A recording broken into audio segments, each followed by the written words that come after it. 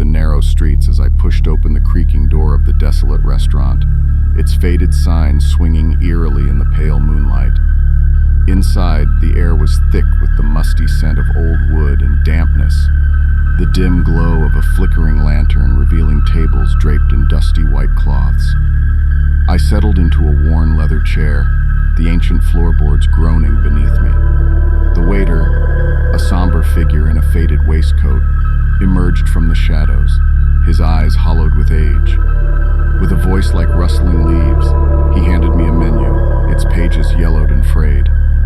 I hesitated, scanning the archaic offerings, each dish a curious blend of forgotten flavors. Eventually, I settled on a peculiar specialty roasted raven, the description promising an otherworldly taste. As I waited, my thoughts wandered to the stories that shrouded this peculiar place. They spoke of a chef who had long ago traded his soul for culinary genius, weaving dark magic into every dish. Whispers told of diners who vanished into the night, never to be seen again, consumed by an insatiable hunger for the bizarre. My fingers traced the rim of my glass, the cool surface sending shivers down my spine.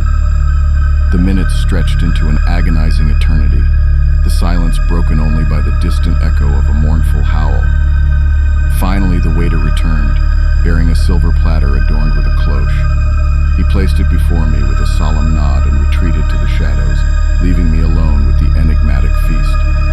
With trepidation, I lifted the lid, revealing a steaming plate crowned by a jet-black bird, its feathers glistening like midnight silk. The aroma was intoxicating, a symphony of spices and herbs that teased my senses. My knife sliced through the tender flesh, releasing a rush of succulent juices that pooled around the ebony bones. Hesitation gave way to curiosity, and I took my first cautious bite. The flavor was a revelation, an exquisite dance of smoky richness and exotic spices that set my taste buds ablaze. Each morsel was a revelation, a culinary masterpiece beyond anything I had ever known. As I savored the forbidden delicacy, a strange sensation washed over me, a prickling at the nape of my neck that raised the hairs on my arms. The room seemed to pulse with a malevolent energy, the shadows creeping closer, swallowing the feeble light. Panic gripped me, but the raven's savory embrace held me captive. Time lost its meaning, minutes bleeding into hours until at last I lay back, sated and spent. The empty plate before me was a testament to my indulgence, the remnants of a meal that transcended mortal fare. With trembling limbs, I rose from the chair, my senses reeling. The restaurant had transformed, its walls now pulsing with a sinister life. I stumbled towards the exit, the door swinging open with a low groan. As I stepped into the night, the wind greeted me with a hollow sigh, carrying the echoes of 1,000 lost souls. I glanced back one final time, the restaurant's facade fading into the darkness. Haunted by the taste of that macabre feast, I left that accursed place, forever bound to the memory of that nightmarish repast. The legend of the chef and his diabolical creations would live on, a cautionary tale for those who dared to seek out the forbidden pleasures that lurked in the heart of the night.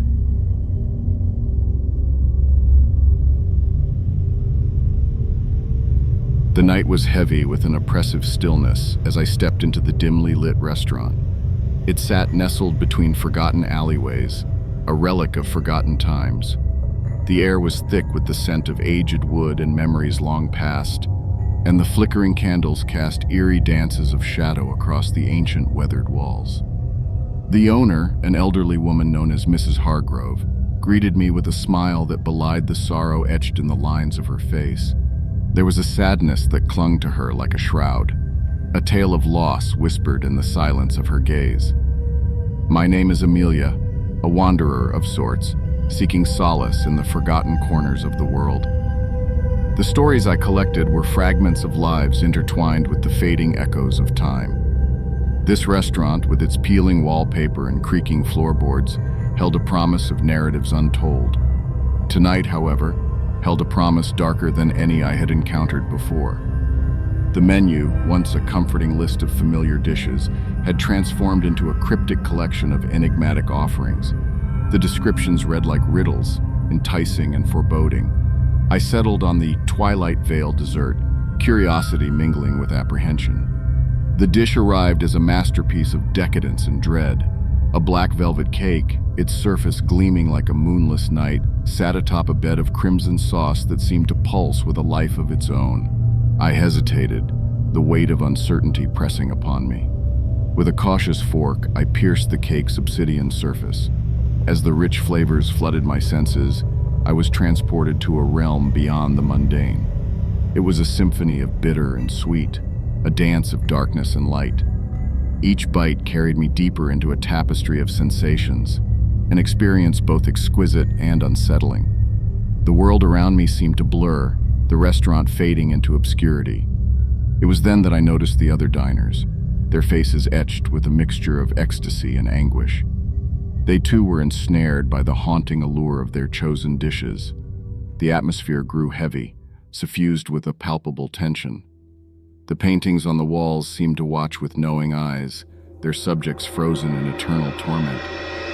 Mrs. Hargrove, once a weary guardian of forgotten stories, now exuded an evil that sent shivers down my spine. Her gaze bore into me, a silent plea hidden within the depths of her gaze. The air grew colder, and a sinister truth hung heavy in the stillness. As the night wore on, the boundaries between reality and nightmare blurred.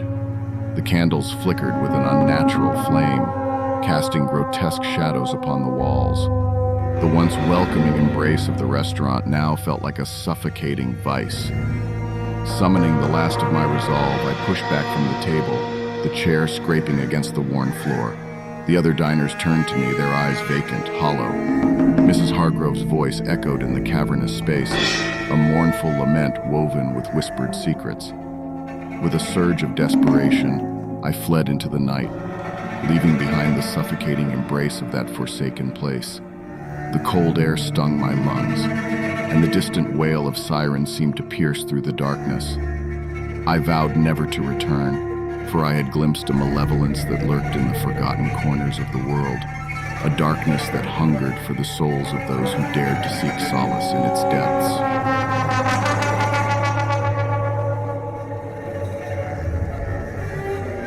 Nestled in the isolated heart of Wyoming, I had become the seasoned waiter of a small diner that thrived on travelers who ventured far off the beaten path to sample our renowned huckleberry pancakes. My name is Alex, and my life had become entwined with the desolation of this remote establishment, where the occasional trucker and lost souls sought refuge in the wee hours of the night. It was on one such night that an incident would unfold, sending chills down my spine without any supernatural presence. As the sun dipped below the horizon, the diner seemed to draw in shadows from the wilderness that surrounded it. The hum of the vintage jukebox in the corner served as a reminder that life still pulsed through this long stretch of highway. The patrons, a motley crew of wearied travelers, found solace in the warm, welcoming lights that spilled from the diner's windows, providing a stark contrast to the inky darkness outside. Among the familiar faces of regulars, a stranger walked in, his face etched with the harsh lines of life on the road. His eyes held a peculiar glint, one that hinted at secrets buried deep within his soul.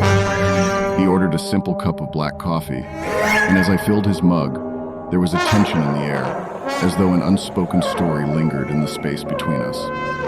The night rolled on, and the stranger remained tucked in a corner booth, sipping his coffee and gazing out into the endless night. One by one, the other patrons concluded their meals and departed, leaving only the stranger and me in the quietude of the diner.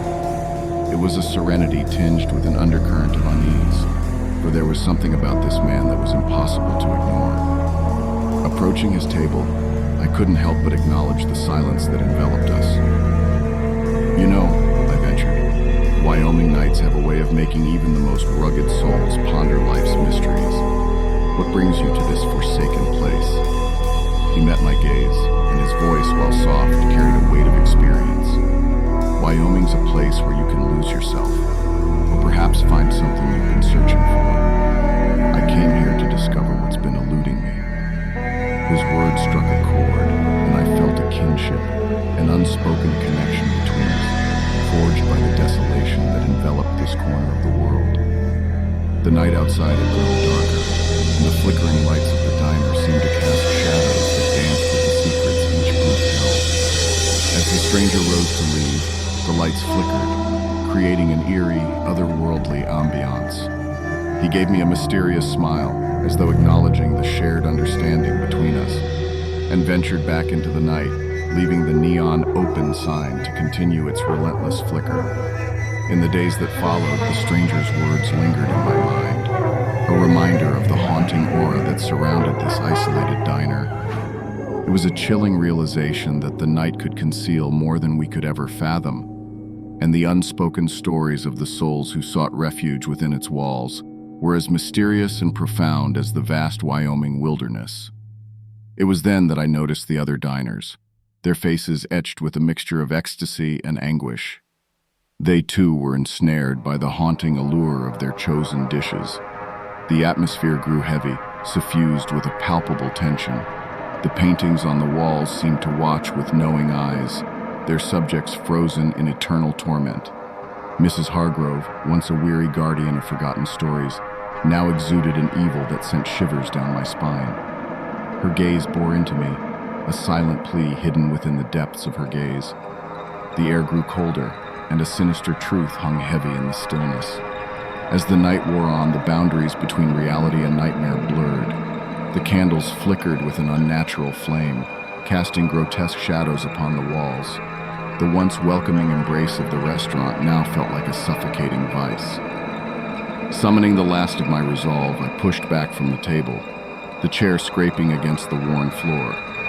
The other diners turned to me, their eyes vacant, hollow. Mrs. Hargrove's voice echoed in the cavernous space, a mournful lament woven with whispered secrets. With a surge of desperation, I fled into the night, leaving behind the suffocating embrace of that forsaken place. The cold air stung my lungs, and the distant wail of sirens seemed to pierce through the darkness. I vowed never to return, for I had glimpsed a malevolence that lurked in the forgotten corners of the world, a darkness that hungered for the souls of those who dared to seek solace in its depths.